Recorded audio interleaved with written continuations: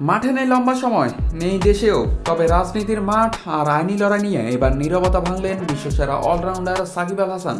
হয়রানি বন্ধের নিশ্চয়তা পেলে খুব শিগগিরই দেশে ফেরার ঘোষণা দিয়েছেন সাবেক এই সংসদ সদস্য।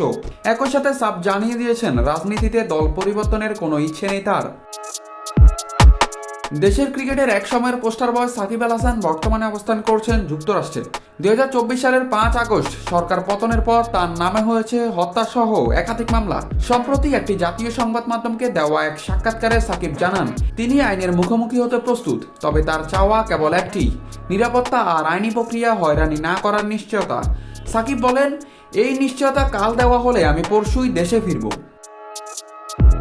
পতিত আওয়ামী লীগ সরকারের সংসদ সদস্য হলেও সাকিবের দাবি তিনি সবসময় দলের প্রতি অনুগত। রাজনীতির এই টালমাটাল সময়েও দল পরিবর্তনের চিন্তা তার মাথায় আসেনি। আওয়ামী লীগ নিষিদ্ধ হওয়ার সংখ্যা উড়িয়ে দিয়ে সাকিব মনে করেন জোর করে কাউকে দমিয়ে রাখা সম্ভব নয় এবং এটি মানুষের গণতান্ত্রিক অধিকার। তার মতে রাজনীতিতে প্রতিহিংসার এ সংস্কৃতি বন্ধ হওয়া প্রয়োজন। নির্বাচন নিয়ে নিজের আত্মবিশ্বাসও জাহির করেছেন এই অলরাউন্ডার। অন্তর্বর্তী সরকারের পরবর্তী নির্বাচনে অংশ নেওয়ার আগ্রহ ছিল তার। তিনি বিশ্বাস করেন সুষ্ঠু নির্বাচন হলে মাগুরার মানুষ তাকে আবারও বেছে নেবে। সাকিবের ভাষায়, ভেবেছিলাম নির্বাচন করে ভোটে দাঁড়িয়ে জনপ্রিয়তা দেখিয়ে দিই, কিন্তু পারস্পরিক পরিস্থিতি আর দলের সিদ্ধান্তে শেষ পর্যন্ত তা আর হয়ে ওঠেনি।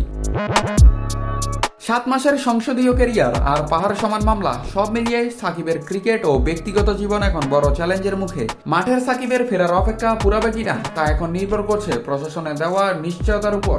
সাকিব কি পারবেন তার চেনা আঙিনায় আবারও ফিরতে?